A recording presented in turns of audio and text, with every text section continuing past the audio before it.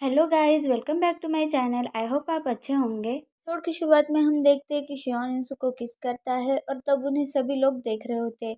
किस करते वक्त वो उसका हाथ थामता है। फिर इंसु को उसके बचपन की कुछ यादें याद आती है, जिसमें कि वो अपनी मॉम के साथ थी और अपनी मॉम का हाथ थामा था।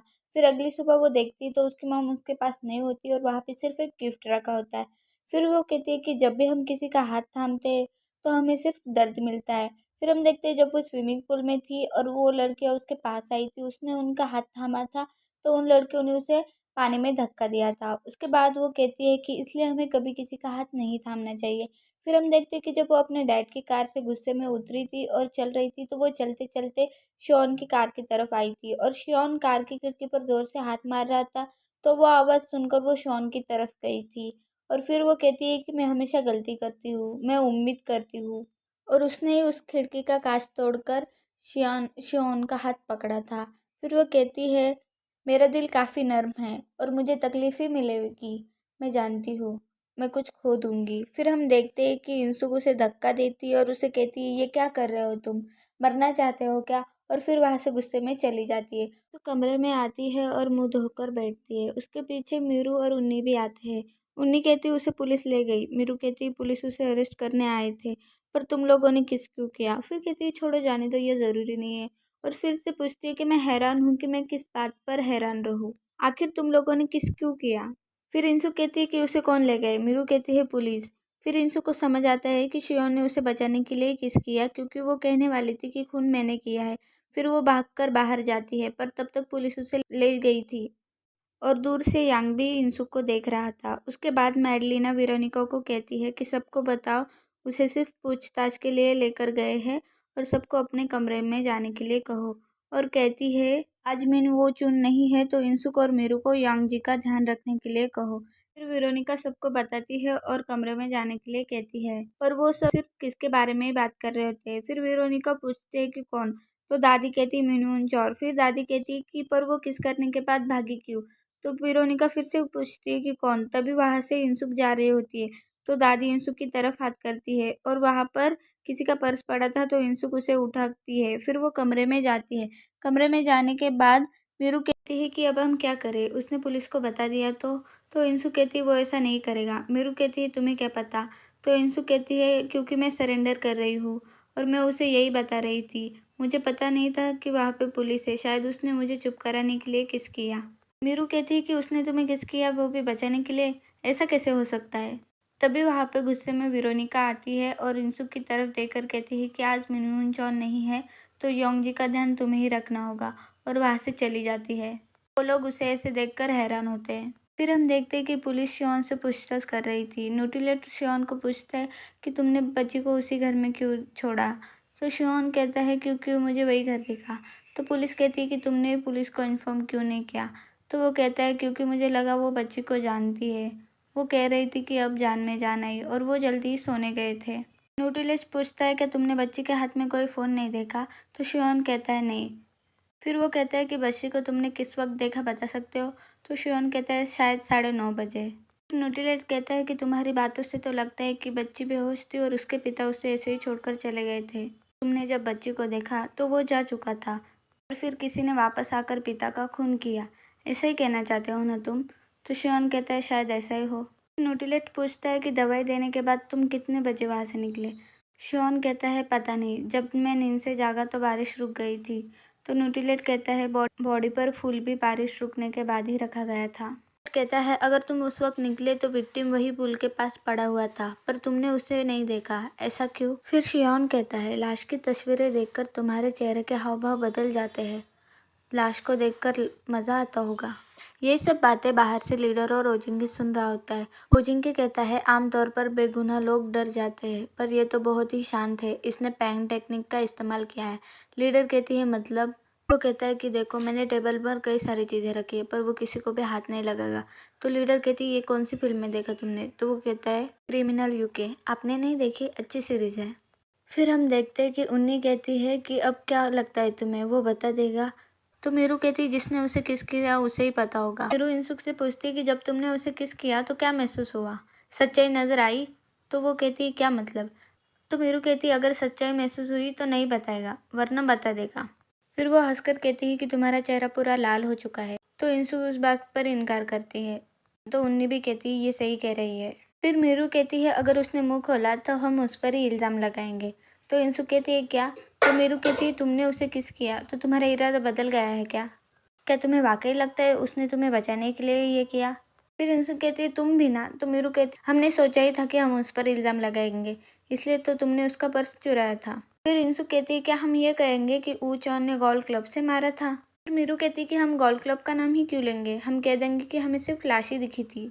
फिर उन्नी कहती है कि कह सकते हैं कि मैंने मारा। तो इंसु उसे बताने जाती है तो उन्नी कहती है हाँ मुझे पता है। इंसु कहती है कैसे? तो वो कहती है मुझे सब याद है, मैंने ही मारने के लिए कहा था और फिर हम सब ने मिलकर मारा।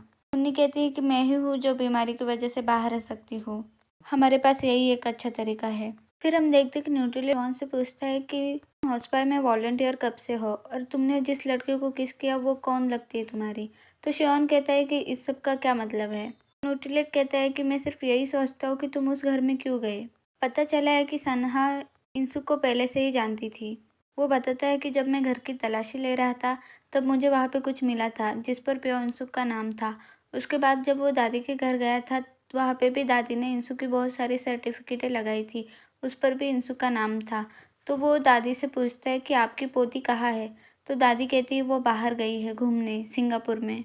फिर न्यूट्रिलेट कहता है कि लगता है वो सनहा के बहुत करीब थी। तो दादी कहती है हाँ, वैसे वो किसी से बात नहीं करती थी पर इसके पिता इसे बहुत मारते थे तो किसे बुरा नहीं लगेगा। फिर प्रेजेंट में न्यूट्रिलेट कहता है कि मेरे ख्याल से इसीलिए इसका लेना देना है। कहती कि इंसुक बेटी थी। वहाँ पे मीरू आती है और कहती है क्या उसका इंतज़ार कर रही हो? तो इंसुक कहती है नहीं।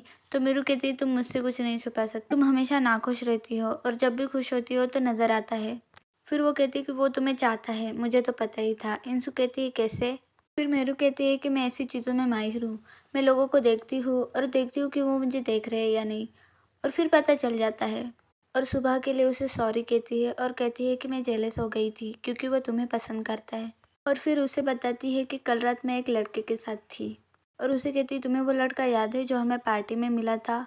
वो बिजनेसमैन है, अमीर भी है और मेरे से खूबसूरत लड़कियां भी उसे पसंद करती है, मैं भी उसे पसंद करती हूँ। तो इंसु कहती है ये अच्छी बात है ना? तो वो कहती है पर मैं जब उठी तो वहाँ से चला गया था, क्या पता अब आगे क्या होगा। फिर वो इंसुक से पूछती है क्या तुम्हें मायूस होने का कभी डर नहीं लगता?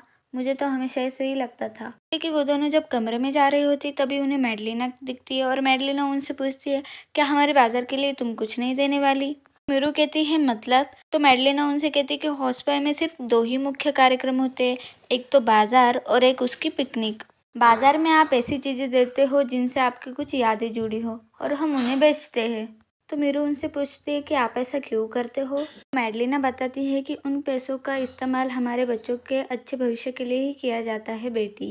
मीरू कहती है काश ये दुनिया ही ना रहे, अच्छा होगा ना? तो मैडलिना कहती है तुम भी अपनी कोई चीज़ें दे दो। मीरू कहती है पर हम उस हालत में है ही नहीं। तो मैडलिना कहती है किस हालत में? तो मीरू कहती है हम बीमार हैं, हम मरने वाले हैं। तो मैडलिना कहती है यहाँ पे सभी की हालत एक ही है। फिर वेरोनिका उस छोटी बच्ची को उनका सामान लेने के लिए भेजती है। जब वो बच्ची कमरे में आती है तो वो तीनों उसे घूरते हैं। तो वो बच्ची कहती है मैं यहाँ अपनी मर्जी से नहीं आई हूँ, मैं बच्ची हूँ तो सब मुझे काम लगाते हैं। फिर मीरू कहती है ठीक है हम इसे कुछ दे देते हैं। और मीरू उसे एक स्वेटर दिखाती है और कहती है ये अच्छी है ना, ये मेरे अपनी मॉल की ओपनिंग में पहनी थी। और फिर उसे एक शोपीस भी दिखाती है और कहती है ये अच्छा है ना, ये मैंने पेरिस से लिया था। फिर वो छोटी बच्ची कहती है फैसला हो जाए तो बता देना। फिर वो उन्नी के पास जाती है और उन्नी उसे अपनी शादी की रिंग देती है। तो मीरू कहती है ये तो तुम्हारी शादी की रिंग है ना? तो उन्नी कहती है हाँ ये मुझे बड़ी हो रही है। मीरू कहती है अच्छा है ना तुम पतली हो गई? तो उन्नी कहती नहीं ये हमेशा से ही बड़ी थी। तो मीरू कहती तुम इसे बेच दो ना। तो बच्ची उसके हाथ से ले लेती है और इंसु के पास जाती है। फिर इंसु को देखते हैं जो कि वो गिफ्ट देख रही होती है जो उसकी मॉम ने उसे दिया था, पर उसे उस गिफ्ट को उसने आज तक खोला नहीं था। वहाँ पे छोटी बच्ची आती है तो वो उसे पूछती है कि ये क्या है? तो इंसु कहती है पता नहीं, क्या तुम इसे खोलना चाहोगी? और उसके पास देती है। तो वो छोटी बच्ची उसे खोलती है, उसमें एक नोट रहता है। वो छोटी बच्ची वो नोट पढ़ती है, उसमें लिखा था कि गर्मियों की छुट्टियों तक इंतज़ार करो, फिर हम दोनों स्विमिंग पूल जाएंगे। इंसु की आंखों से आंसू आते हैं और वो कहती है मैंने इंतज़ार किया था।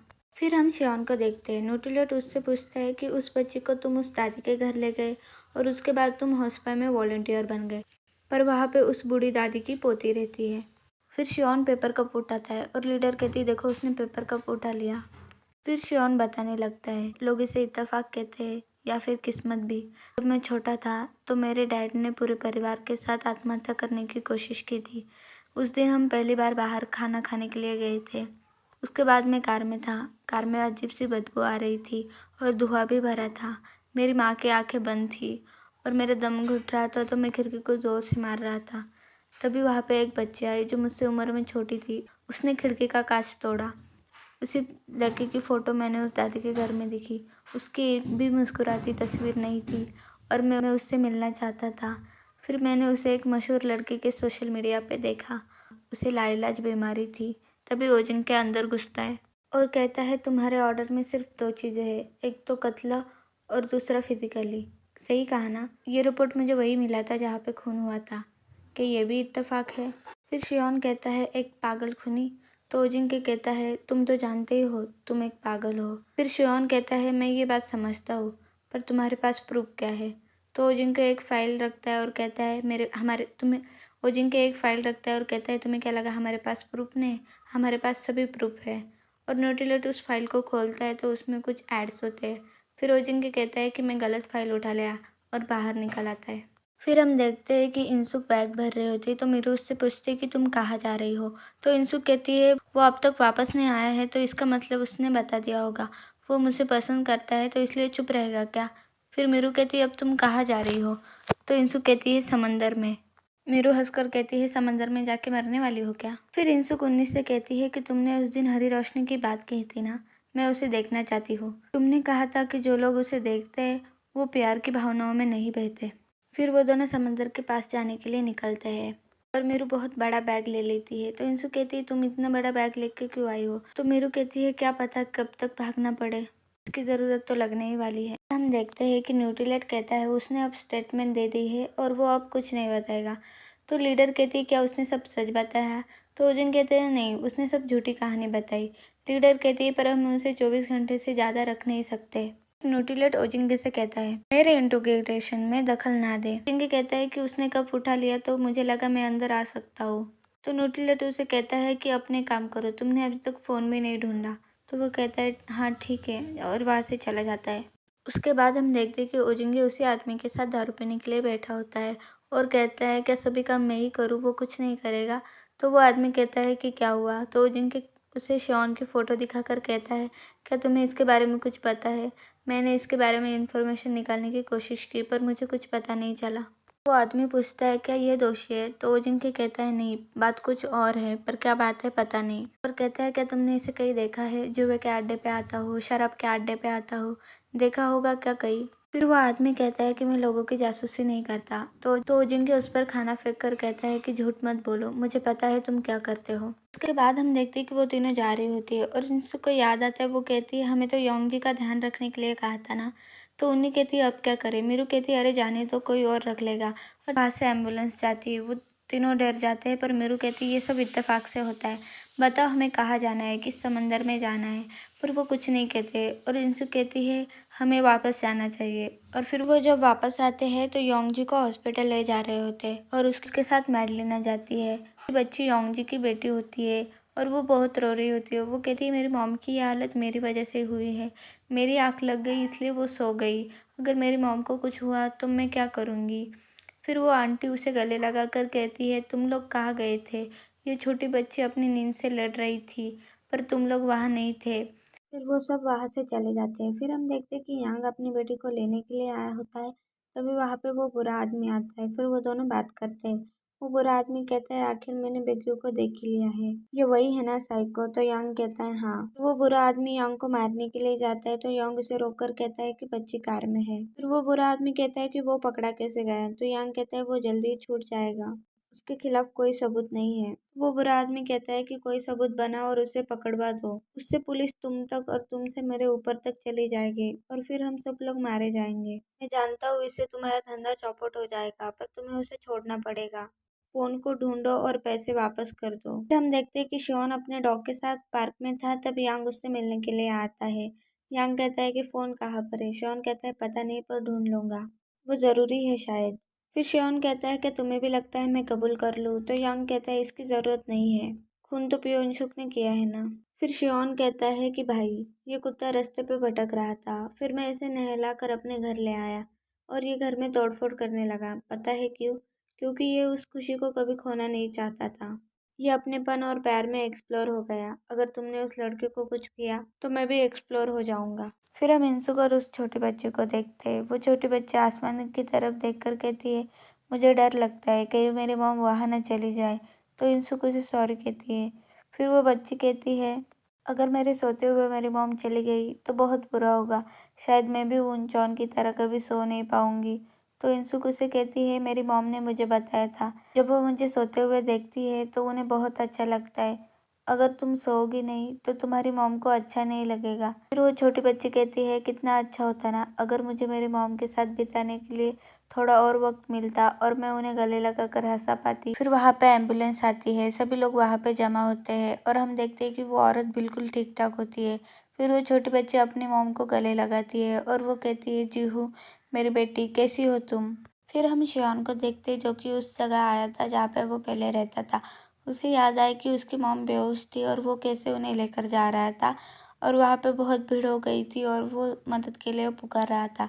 फिर उसे यान की बातें याद आती है, कहता है कि ये दुनिया गोल है, मैंने ही सिर्फ तुम्हारी मदद की थी, तो उसे भुलाओ और उसे अरेस्ट करवा के ये मामला सॉर्टेड करवाओ। उन तीनों को देखते हैं। उन्नी मेरे को कॉफ़ी देते हुए कहती है ये लो इसे पी लो और ऐसा समझो कुछ हुआ ही ना हो। मेरू कहती है योंगजी को जिंदा देख के अच्छा लग रहा है। उन्नी कहती है हाँ, उन्हें जिंदा देखकर ऐसा लग रहा है जैसे कुछ हुआ ही ना हो। तो मेरू कहती है अब हम क्या करें, भाग चले। तो उन्नी कहती नहीं, थोड़ी देर इधर ही रहते हैं, कॉफ़ी पीते बातें करते और आराम करते हैं। मेरू कहती है क्या पहले तुमने ऐसा कभी किया है नहीं। तो उन्नी कहती है शायद कर नहीं पाई। फिर मेरू कहती है ऐसी बहुत सी चीज़ें हैं जो अभी मुझे सीखनी है पर मैं मरने वाली हूँ। फिर इंसुक कहती है कि मेरी जवानी बहुत बुरी गई, मुझे पार्ट टाइम जॉब से निकाला गया क्योंकि मैं सुंदर नहीं थी। बहुत ढूंढने के बाद मुझे बॉडी स्क्रबर की जॉब मिली और जितने पैसे मैंने कमाए सब यहाँ पे दे दिए। मेरू कहती है अच्छा है ना, कुछ करके मरोगी।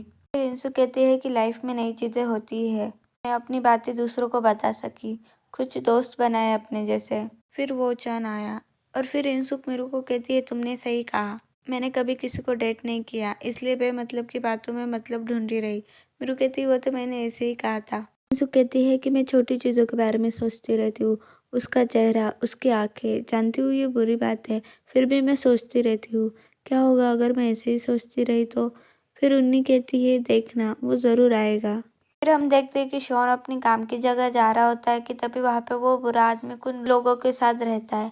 शॉन उन्हें देखकर वहाँ से भागता है और वो भी उसके पीछे भागते हैं और शॉन वो लोग उसे घेर लेते हैं तो शॉन की उनसे लड़ाई होती है पर वो बुरा आदमी उसे पीछे से इट मारता है तो शॉन बेहोश हो जाता है।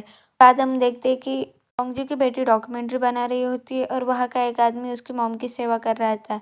वो कहता है तुम डर गए होगी ना, पर चिंता मत करो अब तुम्हारी मॉम ठीक है। तभी वहाँ से इंसुक जा रही होती है तो योंगजी की बेटी उसके पास जाकर कहती है कि मुझे आपको कुछ दिखाना है और वो फुटेज दिखाती है जहाँ पर वो यूसुबे से बात कर रही थी और दूर से शॉन उसे देख रहा था। फिर इंसुक की आंखों से आंसू आ जाते हैं। फिर हम देखते कि वो लोग शॉन को एक जगह पे लेकर आते हैं और वो बुरा आदमी शॉन को कहता है उठो, बहुत देर से सो रहे हो तुम। शॉन कहते हैं मुझे ऐसे पीछे से वार करके ले आना अच्छा नहीं है। फिर वो आदमी उसके कान के नीचे मारता है और कहता है ये लो आगे से वार कर लिया। वो आदमी कहता है कि वो फ़ोन कहाँ पे है। शॉन कहता है कि वही जिससे तुम्हें डर लगता है। तो वो आदमी कहता है कि मैं तो तुम्हारे खिलाफ सबूत बनाकर तुम्हें अरेस्ट करवा देता, पर तुम सरेंडर कर दो। फिर शॉन कहता है कि मेरे पास एक डॉगी है, उसका देखभाल कौन करेगा, और उस आदमी को टक्कर मारकर वहाँ से भाग जाता है। फिर देखते कि इंसुक टहल रही थी तभी वहाँ पे शॉन आता है और शॉन वहाँ पे आकर गिर जाता है तो इंसुक उसके पास जाती है और उसे कहती है तुम ठीक तो हो ना, क्या हुआ है तुम्हें। और शियान उसके कंधे पर सर रख कर कहता है कि मैं क्या करूँ, और बेहोश हो जाता है। उसके बाद डॉक्टर शॉन की मरहम पट्टी करते हैं और वहाँ पे सभी लोग होते हैं। शॉन है कि आप लोग मुझसे कुछ पूछ क्यों नहीं रहे। तो डॉक्टर कि हम क्यों कुछ पूछेंगे। तो शॉन कहता है कि मैं किडनैप हुआ और वापस आ गया। तो सिस्टर शमन कहती है कि हमें तो पता ही था तुम्हें कोई फंसा रहा है। इंसुक से कहती है कि इसे क्या हुआ। तो इंसुक कहती है मुझे पता नहीं। तो मीरू कहती है तुम्हें पता नहीं और मैं यहाँ पर पूछ भी नहीं सकती क्योंकि यहाँ पर बहुत लोग हैं। फिर मीरू सबको कहती है कि सुनो, इसे अब आराम कर देना चाहिए और इन दोनों को कुछ बात करनी है। तो सभी लोग बाहर चले जाते हैं और मीरू और उन्नी अंदर आने लगते हैं, तो दादी उन्हें लेकर वहां से चली जाती है। फिर इंसुक कहती है कि क्या हुआ था, पुलिस ने क्या कहा। तो शॉन कहता है कि वो फोन ढूंढ रहे हैं। इंसुक कहती है क्यों, तो वो कहता है जरूरी लगता है। फिर इंसुक कहती है क्या उन लोगों ने तुम्हें मारा। तो शॉन कहता है नहीं, मैं गिर गया था। फिर शॉन कहता है कि अच्छा लगता है जब तुम मुझे ऐसे देखती हो, अक्सर लोग एक दूसरे को घूरते नहीं है, पर जब तुम मुझे ऐसे देखते हो तो मुझे अच्छा लगता है। फिर वो कहती है कि मुझे सुनाई नहीं देता, तो मुझे लोगों के चेहरे देखने की आदत हो गई है। वो कहता है ये तो अच्छी बात है ना। फिर वो कहती है कि मुझे वो दिखता है जो मैं नहीं देखना चाहती थी। लोगों के हाव भाव बहुत मैटर करते हैं और तुम्हारा चेहरा बहुत उदास है। फिर हम देखते कि वो बुरा आदमी यांग के साथ कॉल पर बात कर रहा होता है और वो कहता है कि मैंने उसे पकड़ लिया था, पर उसने चीजों को उलझा दिया है, उसे जल्दी से पकड़ कर लाओ, और फोन कट कर देता है। फिर इंसु कहती है पता नहीं तुम उस मोहल्ले में क्यों आए, तुमने मुझे अजीब तरह से देखा, जैसे पहले भी जानते हो, फिर तुम यहाँ आए, पुलिस तुम्हें पकड़ कर ले गई, उसके बाद तुम फिर से घायल होकर आए। कुछ तो अजीब है, पर मैं अपने शक को छुपाने की कोशिश करती हूँ। मैंने मारा है और मैं बनने वाली हूँ, उसे भी भूलने की कोशिश करती हूँ। मैं खुद से डरती हूँ, मुझे बहुत डर लगता है, पता नहीं मुझे ऐसा क्यों लगता है। फिर शॉन कहता है कि मैं भी खुद से डरता हूँ। मेरी मॉम को बारिश बहुत पसंद थी, इसलिए मेरा नाम वू चॉन है, क्योंकि मेरा जन्म बारिश में हुआ था। मुझे एक कीड़े की तरह लगता है, मैं सिर्फ अपने घेरे में ही रहता हूँ, क्योंकि मुझे वही सेफ लगता है, पर मैं अब उस घेरे से बाहर निकलना चाहता हूँ। अगर बाहर निकला तो मैं मर भी सकता हूँ और वापस जा भी नहीं सकता, पर मैं बाहर आना चाहता हूँ क्योंकि बाहर तुम हो। और फिर इंसुक की आंखों से आंसू आ जाते हैं। फिर अगली सुबह हम देखते कि इंसुक बातें करते हुए वही सो गई थी और वो दोनों उसे उठाने के लिए आते हैं। मीरू कहती है क्या कर रही थी जो यही सो गई। तो इंसुक कहती है बातें। फिर उन्नी कहती है कि वो जॉन कहाँ पे है। फिर वहाँ पे ओजिंग के आता है और कहता है मुझे फोन का सिग्नल मिल गया, क्या मेरी कार में चले। पर न्यूट्रीलेट वहाँ से चला जाता है। फिर ओजिंग के पीछे से कहता है, जवाब भी नहीं देता। हम देखते हैं कि शॉन इंसुक की दादी के घर पे आया होता है फोन को ढूंढने के लिए। वो खिड़की से छुपकर अंदर जाता है। फिर हम देखते हैं कि दादी एक जगह पे सोजो पीने के लिए आई होती है। वो सोजो वाली औरत दादी से कहती है कि आजकल तुम बहुत सोजो पीने लगे हो। तो दादी कहती है ऐसा नहीं है। फिर हम देखते हैं कि दादी घर पर जाती है। शॉन को आवाज आता है कोई आ रहा है, तो वो खिड़की से बाहर जाने लगता है और दादी दरवाजे से अंदर जाती है। फिर दादी बाहर कुछ लेने के लिए आती है, तो वो शियोन को देखती है और शियोन ऐसे दिखाता है कि जैसे वो अंदर आ रहा हो। शियोन कहता है कि आप कैसे हो। तो दादी कहती है कि तुम यहाँ क्या कर रहे हो। शियोन कहता है कि मैं गिर गया था और दादी कहती है कि नहीं, हमारा किसी से झगड़ा हुआ है। फिर दादी कहती है कि तुम यहाँ पे क्या कर रहे हो। तो शियोन कहता है मेरा यहाँ कुछ रह गया था। तो दादी कहती है क्या। तो शियोन कहता है मेरा फोन। फिर दादी कहती है कि अंदर आकर ढूंढ लो ना। फिर हम देखते हैं कि न्यूट्रीलेट और ओजिंग की कार में होते हैं और ओजिंग के बताता है कि सिग्नल कट गया, अब क्या करें। फिर हम देखते हैं कि दादी शियोन को खाना देती है और कहती है उस दिन तुम चले गए थे तो मैं शुक्रिया भी नहीं कर पाई। तो शियोन कहता है कि आपने तो ये बहुत सारा बनाया है। तो दादी कहती है अब उम्र हो गई है, सोचते सोचते मैंने बहुत बना लिया और मेरी पोती के लिए भी बनाया है। तो शियोन कहता है कि वो तो घूमने गई है ना। तो दादी कहती है हाँ, वो वहाँ पे खो गई है। अगर वो खो गई है तो उसे किसी की ज़रूरत तो होगी ना। तो शियोन कहता है कोई होगा उसकी मदद के लिए वहाँ। फिर शियोन कहता है कि ये बहुत सारा है। तो दादी कहती है फिर बहुत सारा खा लो, तुम्हारी गर्लफ्रेंड तो होगी ना, उसे दे दो। तो शियोन कुछ नहीं कहता। तो दादी कहती है क्या तुम्हारी गर्लफ्रेंड नहीं है। तो शियोन कहता है हाँ है। तो दादी कहती है हाँ, इस ज़माने में सबकी गर्लफ्रेंड होती है। फिर दादी कहती है कि उम्मीद है इंसु को भी सिंगापुर में तुम्हारे जैसा कोई सुंदर लड़का मिल जाए। तो शियोन उनसे पूछता है क्या मैं सुंदर हूँ। तो दादी कहती है हाँ, तुम्हें कभी किसी ने बताया नहीं, तुम्हारी आंखें बहुत प्यारी है। फिर दादी कहती है क्या तुम्हें तुम्हारा फ़ोन मिला। फिर हम पूछते कि जो कि सिग्नल कटने की वजह से बाजार में फ़ोन ढूंढ रही होती है। फिर हम देखते हैं कि इंसुक शियोन को ढूंढ रही होती है। तभी वहाँ पे यांग आता है और उसे बताता है कि मैं इंसुक का बड़ा भाई हूँ और वो बाहर तुम्हारा इंतजार कर रहा है, चलो मेरे साथ। फिर इंसुक बाहर जाती है तो यांग उसी गाड़ी में बैठो। तो इंसुक कहती है शियोन कहाँ पे है। तो वो बताता है कि वो उसकी कार में बैठाता है और उसके हाथ पैर बांध लेता है और वहां से ले जाता है। जब वो वहां से जा रहा आता है और शियोन उस कार को देखता है, शियोन को कुछ अजीब लगता है और उसे याद आता है कि यांग ने कहा था उस लड़की को मेरे हवाले कर दो, सब सही हो जाएगा। शियोर अंदर भागता है इंसु को देखने के लिए, तभी उससे उस खाना गिर जाता है। वो वहाँ की गाड़ी में बैठकर उसके पीछा करता है। फिर इंसु को होश आता है और वो यांग से पूछती है कि तुम कौन हो और मुझे कहाँ ले जा रहे हो। तो यांग कहता है कि पुलिस स्टेशन। तो इंसु कहती है क्या तुम पुलिस हो। तो यांग कहता है नहीं, तुमने उस आदमी को मारा था ना, सरेंडर कर दो, तुम्हारी वजह से वो जान फंस जाएगा। तो इंसुक कहती है इसका क्या मतलब। तो यांग कहता है कि तुम वाला था पर तुमने उसे मारा। फोन कहाँ पे है बताओ। शियोन वो फोन लेने कहाँ आया था ना। इंसुक कहती है क्या। तो यांग कहते हैं उसका काम क्या है, लोगों को मारना। फिर इंसुक कार का गले लगती है तो यांग उसे पकड़ने लगता है और तभी पीछे से शियोन से कार चलाता है और यांग की कार के आगे रोकता है। फिर उतरकर शियोन की और यांग उसे कहता है कि ये सब क्यों कर रहे हो। तो शियोन कहता है कि तो यांग कहता है कि उसे छोड़ दो, मेरी जिंदगी तुम्हारे लिए इम्पोर्टेंट है। फिर यांग कहता है कि तुम ऐसा क्यों कर रहे हो, छोड़ दो उसे। शियोन कहता है मैंने कहा था ना उसे हाथ मत लगाना।